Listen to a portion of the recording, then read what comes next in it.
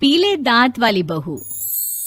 रंजना कभी ब्रश नहीं करती थी। उसे कितनी बार उसके माँ बाप ने डांटा, लेकिन उसका कोई असर उस पर होता ही नहीं था, जिस कारण से उसके दांत पीले पीले हो जाते हैं। शादी के बाद अरे बहू, वैसे तो तुझ में कोई कमी नहीं है, पर तेरे दांत इतने पीले कैसे हैं बेटा? कैसे मतलब? कोई सर्जरी थोड़ी ना कराइए। वो तो क्या नाम, मैं ब्रश नहीं करती थी तो पीले हो गए। अब क्या करूं? आप कहें तो लाल करवा लूं या फिर काले? यार ये क्या है, क्यों माँ से लड़ रही हो? लड़ रही हूँ? अरे मैं लड़ रही हूँ या ये बोल रही है कि दांत पीले हैं, पीले। अरे तपस्या थोड़ी ना की है इन्हें पीले करने के लिए। बकायदा ब्रश नहीं किया है 20 साल तक, तब जाकर। छी, कैसी बात कर रही हो? ये उस वक्त तो पीले नहीं थे जब हम लोग तुम्हें देखने आए थे। अरे तब साफ करवा लिया होगा डेंटिस्ट के पास जाकर। अब देखो कैसे पीले पीले लग रहे हैं। रंजना सास की तरफ गुस्से से देखती है। फिर शुरू हो गई पीले पीले पीले। अरे पीले तो तब भी थे जब मेरे हाथ का रसगुल्ला उड़ा उड़ा कर खा रही थी और बोल रही थी, लड़की नहीं गुणों का खजाना दे रहे भाई साहब आप। खैर, अब वो लोग करते भी तो क्या करते, पीले दांत वाली बहू पल्ले पड़ी थी तो झेलना तो था ही। एक दिन कीर्तन में रंजना गाना गा रही थी। अरे कमला बहन, माँ का द्वार है, यहाँ तो सब शुद्ध होकर आते हैं, फिर अपनी बहू को ब्रश भी नहीं करवाती तुम। दूर से पीले पीले दांत भक्ति में बाधा उत्पन्न कर रहे हैं। अरे कोई 2 साल की बच्ची थोड़ी ना लेकर आई हूँ मैं बहू बनाकर। अच्छी खासी लड़की है, अरे कैसे करवाऊं ब्रश? ये तो उसे खुद करना चाहिए ना। अब माँ बाप तो इसके जैसे तैसे निपटा दिए, ये नहीं सोचा कि सास कैसे संभालेगी। सास बहू को लेकर घर आ जाती है, लेकिन सोच लेती है कि अब इसे लेकर कहीं नहीं जाएगी। अगले रोज बहू कहती है, अरे क्या हो गया, मंदिर नहीं जाना क्या? कीर्तन का वक्त हो रहा है।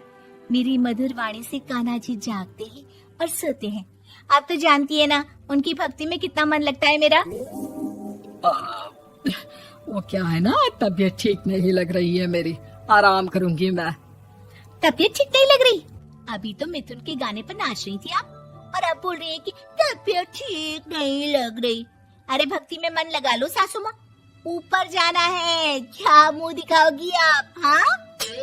सास को बहू की बात पर गुस्सा आ जाता है। मैं क्या मुंह दिखाऊंगी, इसकी चिंता तो ना कर, समझी? अपने मुंह की चिंता कर, जो ये पीले पीले दांत लेकर हर जगह पहुंच जाती है। पता है लोग कितना मजाक बनाते हैं।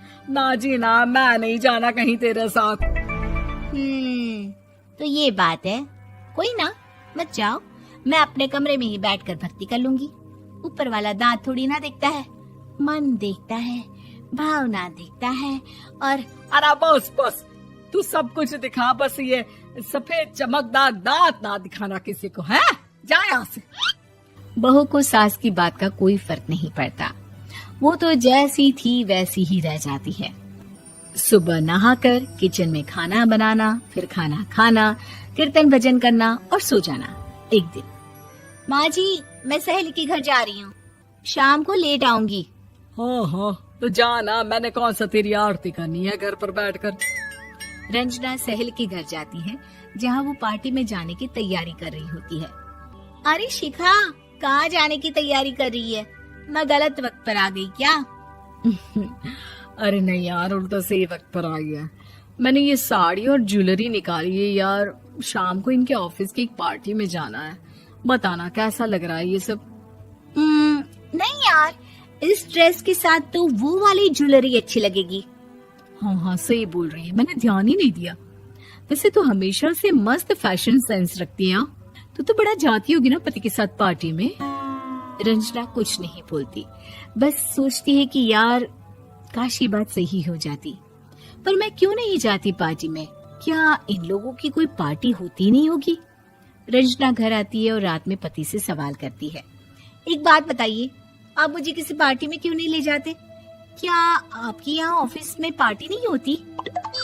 पति बेचारा क्या कहता कि दांत पीले हैं तुम्हारे इसलिए। अरे कोई पार्टी होती नहीं हम लोगों के ऑफिस में, तो कहाँ से लेकर जाऊं? और मार्केट, मॉल, कहीं वीकेंड घूमना, कहीं तो। अरे यार, सारे हफ्ते में एक छुट्टी मिलती है, तो सोचता हूँ कि आराम ही कर लूं। क्यों? रंजना मन मार के रह जाती है।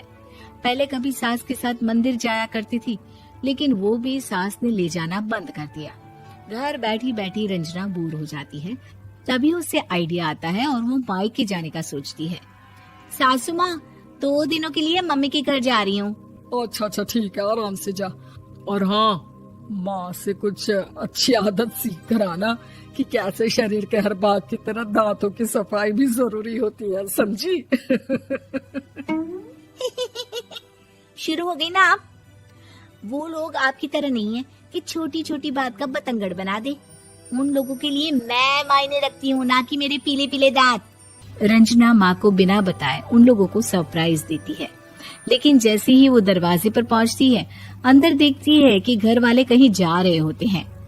अब माँ, काश रंजना दीदी के दांतों वाली प्रॉब्लम नहीं होती, तो वो भी हम लोगों के साथ चलती ना बुआ जी की बेटी की शादी में। हाँ बेटा, लेकिन अब उसे कौन समझाए कि उसको उसके पीले दांत नहीं दिखते, लेकिन उसके आसपास के लोगों को कितना एम्बैरेसिंग फील कराते हैं। मुझे तो कितनी बार उसके स्कूल की टीचर ने शिकायत की कि उसके साथ कोई लड़की बैठना भी नहीं चाहती, और ना ही कॉलेज में कोई उससे बात करना चाहता था। लेकिन पता नहीं क्यों उसे ये बात समझ में ही नहीं आती। कोई कमी नहीं है उस लड़की में, बस यही कि दांत पीले हैं। वो तो भला हो जीजा जी और उनकी माँ का, जो दीदी को जैसी है वैसे ही रखा हुआ है। रंजना को अपने घर वालों की बात सुनकर बहुत दुख होता है। वो सोचती है कि वो क्या करे, लेकिन फिर वो सीधा डेंटिस्ट के पास जाती है, अपने दांत चमकाती है और कसम खाती है कि वो रोज ब्रश करेगी। अरे क्या हो गया? तुम तो 2 दिनों के लिए गई थी ना, पर कोई ना, अच्छा है, चलो आ गई तो। रंजना सास के सामने आकर खड़ी हो जाती है और पूरी स्माइल करती है, उसके चमकदार दांतों को दिखाती हुई। हैं? चले मंदिर। माँ, मुझे माफ कर दीजिए, मैंने आप लोगों को बहुत एम्बैरेसिंग फील करवाया। मैं आज से रोज ब्रश करूंगी।